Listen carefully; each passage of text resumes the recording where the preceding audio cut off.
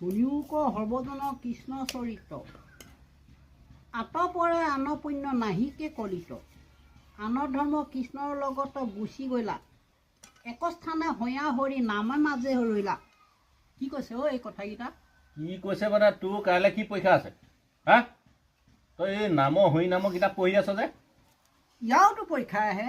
পৰীক্ষা আহিলে নহ'ব না তোৰ এতিয়া বছৰেকা পৰীক্ষা চলি আছে তই আকৌ এই কি এইবোৰ হৰি ভকতি পঢ়ি আছ আমাৰ লেচনত এনেকুৱাবোৰ সোমোৱাই দিয়ে আকৌ মই সেইকাৰণে বেলেগ কিতাপো পাই নেকি চাইছোঁ কথা ক'বলৈ আহিছ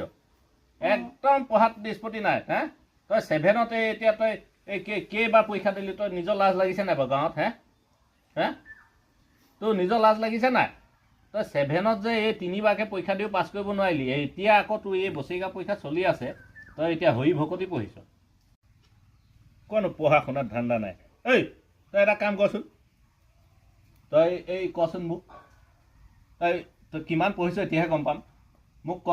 তই এটা আঠিয়া কলৰ দাম যদি 50 পইচা হয় তেতিয়া 10টা আঠিয়া কলৰ দাম কিমান কচোন তই এটা আঠিয়া কলত 50 পইচা অঁ দোকানীয়ে 50 পইচাত এটা আঠিয়া কল এইটো দিব ৱা